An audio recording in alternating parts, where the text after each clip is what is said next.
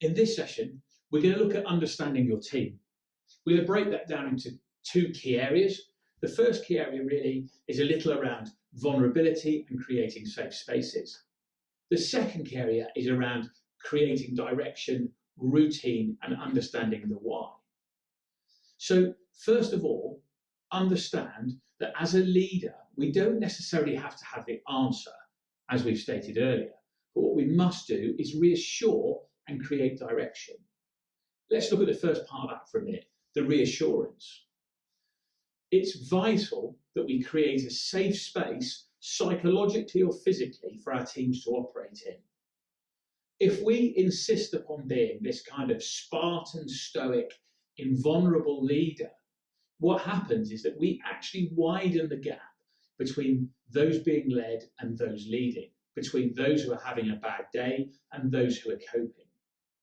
In order to create a safe space to operate in psychologically, it's much more important that we narrow that gap, that our teams are comfortable to pick up the phone and tell us, I'm struggling with this, I'm finding this difficult, or this is challenging me, all of which is okay.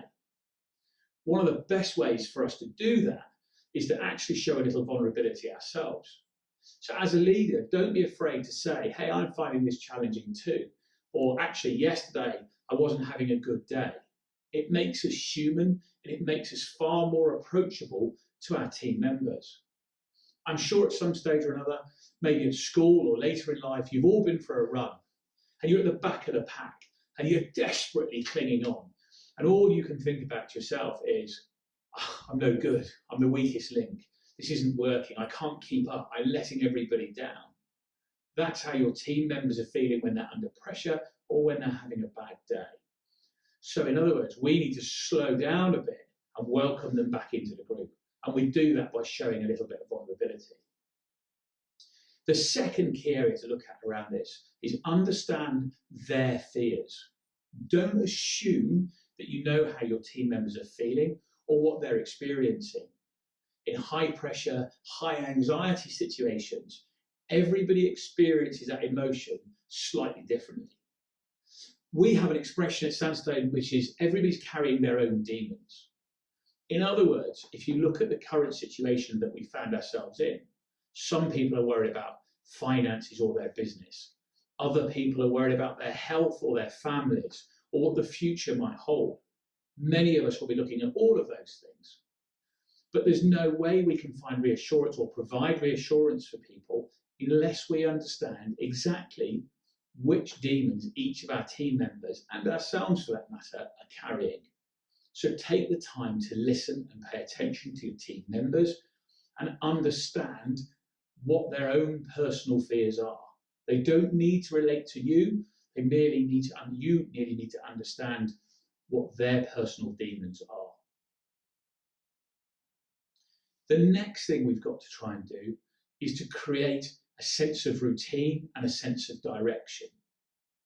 This will help people psychologically stay out of that catastrophic spiral and will encourage them to become part of the solution. It will help them to feel as though we're moving forward and transitioning through whatever phase that we're in at the moment. How can we do this? Well, this is where your kind of weekly, regular check-ins, meetings, updates, prayers, whatever you want to call them, come in strong. Your Monday morning meeting, your Wednesday afternoon meeting, your Friday morning meeting, all help to create a sense of routine and direction. My first operational tour in Afghanistan, I was operating on my own for a number of months, and I can't tell you the reassurance that was provided for me by having my regular phone calls and check-ins with my boss and with my team. And a top tip is to change the timings. So maybe 9 o'clock on a Monday, 2 o'clock on a Wednesday, and lunchtime on a Friday. People will quickly associate the meeting and the timing of that meeting with the day of the week. And again, we create this sense of moving through the problem as we go forwards. It is, though, critical that we understand that this is not a welfare check-in. This is not a leadership exercise. We've got our management hats on at this point, and we're creating a rhythm and a routine to develop a sense of direction moving forwards. A word of warning, it's really easy on a 45-minute webinar to put on the face that we want everybody else to see. I'm sure you would all agree that when we're in the office with our colleagues, if they've had a bad day, if something's not going well, either professionally or personally, it doesn't take long for their team members to notice. The danger with being on a laptop for a 40-minute snapshot is that we can put on that face, we can keep up the facade for 45 minutes, and then we can go back to where we were before. So therefore, these scheduled meetings are not welfare check-ins. They're creating routine. In order to create a welfare check-in, pick up the phone and see how somebody is. Don't schedule it. Don't say to people, I'm going to check you're okay every Wednesday at 2 o'clock. Because guess what? They will be. It's really important that as a leader, you do that randomly and with no other agenda. Hey, Paul, it's Tim, how are you? Yeah, great, thanks. Or not so good today. So those personal welfare check-ins must appear to be non-scheduled, and they must only contain welfare conversations and key points. That's not to say you as a leader shouldn't schedule it.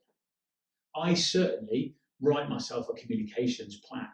On a Monday, I write a list of the management plan I've got to do, and I write a list of the leadership communications that I've got to do, and I work through them. I just don't necessarily share that. The other segment that is absolutely critical to what we're going to talk about is we must explain our why. We must deliver an in order to our teams and to our peers. Micromanagement is pretty much the fastest way to demoralize a team anyway, and in a high pressure situation, particularly if we're working remotely, is going to have an even greater effect than it will do normally. So we must deliver the in order to. Let me share with you some experiences from Mount Everest in 2015 as a way of highlighting how critical the in order to is. Have a quick look at this video. It was a very surreal experience here. So we're actually across the other side of the mountain on the Tibetan campsite, and we're surrounded on every side. Well, I'm at 5,200 meters, so you have to forgive me sort of croaky voice and slight breathlessness, because you can imagine that the mountains where I stand tower above me up to 6,000 and 7,000 meters, and they're all rock scree slopes. And the first thing that started to happen was literally the tent started to rock and to move around us, and almost like thunder, huge boulders started to break away around us from the sides of the mountains and roll down to the bottom to the base camp. Everybody here was absolutely fine because the local Sherpas know exactly what they're doing, and they've positioned all our tents and equipment to protect us from just such a thing happening. But as I said, we're in fact the other side of the mountain from Nepal and the Tibetan side, so quite a way away from the epicenter, and yet still it was quite significant. The guys here have done amazing job looking after each other, and of course there's some anxiety now amongst the Sherpas, the majority of whom are Nepalese, trying to phone home using various sort of satellite communication systems to check that their sort of homes and families and everything are okay.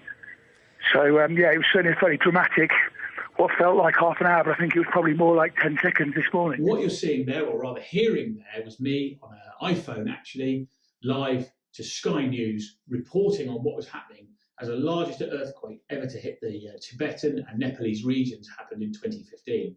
And my team and I found ourselves on the side of a mountain. And very quickly, our heroic summit attempt turned into a humanitarian rescue, escape and invasion. But that's a story for another day.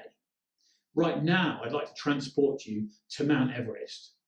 I want you to imagine that you've spent 2 years training, turning yourself into some sort of mountain goat. You've just spent 3 weeks in a 20-foot room with all the oxygen sucked out with 6 other people. I'm guessing for a lot of you, that's probably like what's just happened to you now with your families. Anyway, the big moment comes. You get to Heathrow, you fly, you eventually arrive at base camp at Mount Everest. You're good to go. You found £250,000 worth of sponsorship and it's on. And then you get told, okay, do nothing for a week. What we're going to do now is rest. You start to question your decisions. You think, well, am I here? What's going on? I didn't train like this to sit here and rest. So the frustration starts to build. The next thing is finally a week passes and the big day comes and you set foot on the mountain for the first time. And you go up to Camp 1 and you think this is it, I'm a mountaineer. And then actually you turn around and you come back down again. Again, you ask yourself searching questions. Why am I here? What's going on? Why have I spent this money? Why am I away from my friends and my family? These are the sorts of questions people are probably asking themselves right now. You come back down, you go back up, you go from Camp 1 to Camp 2, you spend the night and you come back down again. The frustration is building, it's getting worse, and actually you go into a spiral of frustration. The reason you're feeling like this is because I haven't delivered the in order to. I haven't explained to you why we're doing this. Imagine instead if before we left the UK, I'd sat with you and I said, right then team, the summit of Mount Everest, 8,848 meters, is the cruising altitude of an airliner. And if we could get out of that airliner onto the summit of Mount Everest, we'd be dead in under a minute because of the altitude. So therefore, it's critical that our bodies acclimatise and enable us to function. And I then explained that every time you go up the mountain, your spleen secretes more red blood cells. More red blood cells mean you can carry more oxygen, and we start to acclimatise. And when you turn around, you come back down and you rest, your body replaces those red blood cells, which again increases your ability to carry oxygen, and more importantly, increases your ability to summit the mountain and come back down again safely. More people die on the mountain on the way down than the way up because they've paid too big a price. So in actual fact, the more times we go up and down this mountain, the more slowly and thoroughly we acclimatise, the greater our chances of success. So now, when I'm at Camp 2 and I turn around to come back down again, instead of questioning myself, wondering what this is all about, asking myself why, actually now I feel like part of the solution. I turn around, I think this is great, this is part of the plan, this is what was going to happen, my body is adapting, I'm acclimatizing, I'm increasing my chances of success. In other words, I've created resilience. The mountain hasn't got any shorter. The wind hasn't abated any, and it's got no warmer. All that's happened is I've changed the communication as to explain why it is that we're doing something. I've delivered the in order to, which is critical. The other key factor is we must set expectation.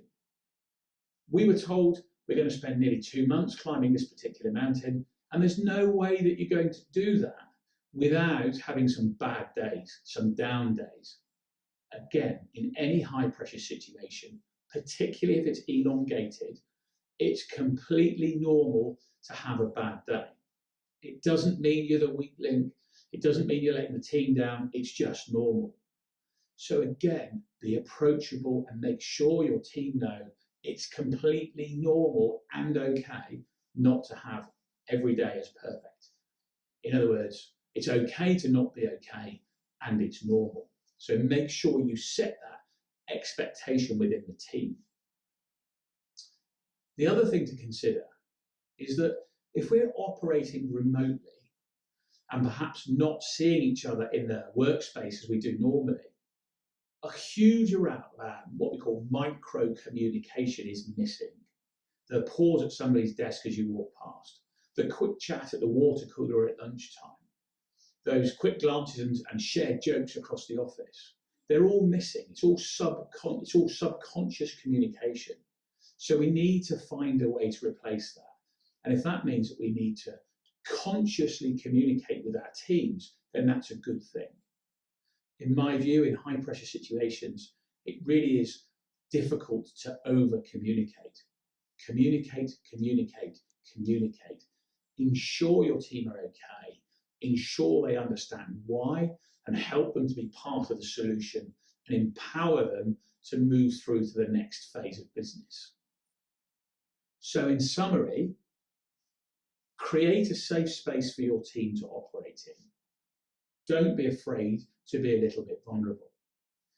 Ensure that you understand their own personal fears so that you can best provide reassurance and direction where you can.